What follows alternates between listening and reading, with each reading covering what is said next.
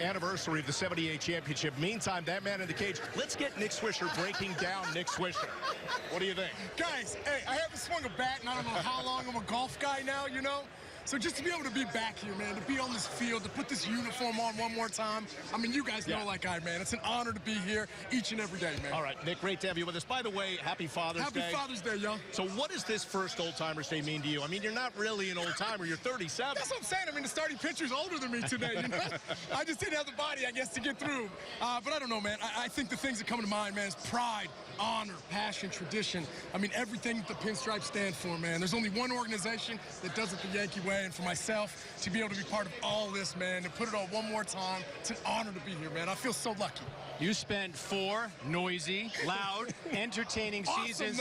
Awesome seasons. Years. Take me back to 2009, winning a World Series with the Yankees. What do you think of when you think of those moments? Oh, I think there's no better place in the world to win than New York City. There ain't no doubt about that. I think it was funny, man. Like guys like Jason Giambi and Andy Pettit and Johnny Damon are here. We're all first-time guys, man. So to be able to share this experience together, obviously that's kind of where we take our discussions back to the glory days. But I think for myself, man, 2009 was such an amazing year. It was my first year over here in New York. I started off on the bench, and to be able to start off on the bench and to win a World Series, man, in the greatest city on the planet, I could not have been more blessed, man. Somebody must have been looking down on me. Well, I'll tell you what, you've made the transition to television very well. I was a little surprised because you're a quiet, unassuming guy. How's that working out for you? I'm so shy. Yeah. It's been awesome, man. I mean, you guys know how it is. When you're in a position right here, when you're behind the booth, you can either take it one of two ways. You can look at it in a negative light, you can give it in a positive light. And for me, you know me, I'm always going to be a happy guy. You have to give the news, but there's a way of giving it. For myself, I'm always trying to give it in the positive way because this is an extremely hard game to play. There's a reason why there's only 750 big league guys out here. So for myself, man, I want to highlight these guys. I want to make them feel like they're the greatest players on the planet and just enjoy every second of it all. You played more than 1,500 games in the major leagues, but I want to take you back to the 55 games you played at AAA with the Yankees in 2016. Crazy, right? Because your teammates were named Severino, Sanchez, and Judge. When you looked into your crystal ball back then, did you see the success these players have had? Yeah, you know, it was so crazy at that point in my life. You're really trying to scratch and claw your way back to the big league just for one more game, one more AB. But it didn't end up working out. But the thing that really stood out to me were those young guys. And I think things kind of really changed for me because I really kind of understood that it wasn't really about me at that point. It was really about helping others. Yes. And I think as a coach and as an advisor to Brian Cashman, and even as an analyst, you feel like you want to help guys. You want to try and teach people something along the way.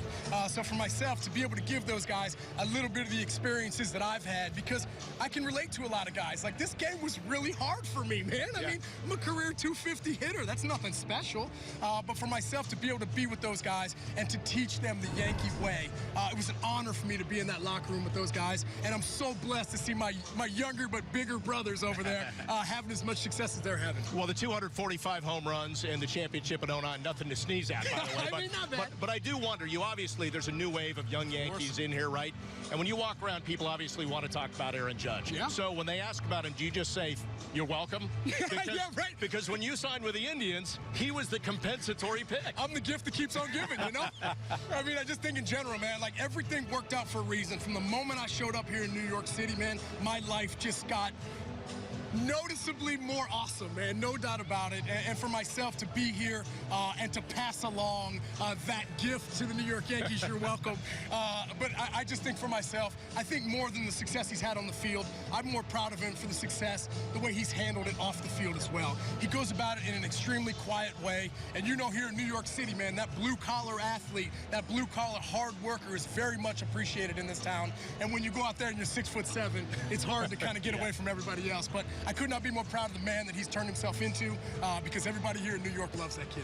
You already mentioned it. You're 4 months younger than CC Sabathia, who's pitching for the Yankees today. But I have to ask you this. More pressure taking a swing in the old-timers game today or more pressure in one of your final major league games? No. The major league games were easy. This is nerve-wracking, man. Like, I'm not gonna lie, I was in the locker room with all the guys, and I'm like, man, I am so nervous. And then all of a sudden, I called my dad and wished him a happy Father's Day. And he said, hey, son, remember what I said? It's not worth getting nervous for. It's not worth doing. And I'm like, well, good, because I'm super nervous today, man. I think it's just such an amazing thing, man. The fans, when you come back, they make you feel so welcome.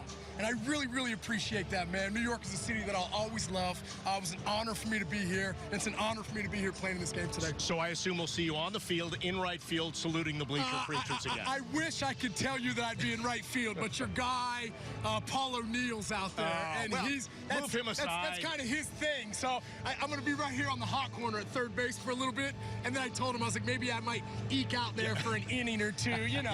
You know, he's really say out hi. of shape. He might not last 3 innings. I'm not messing with that man, dude. Nick, great to see you. Thanks Thanks you for guys, hanging with man. us. Happy really Father's Day, enjoyed it. gentlemen. Thanks a lot, Good to Nick. see you too. guys, man. No All right, doubt. we'll take a quick break.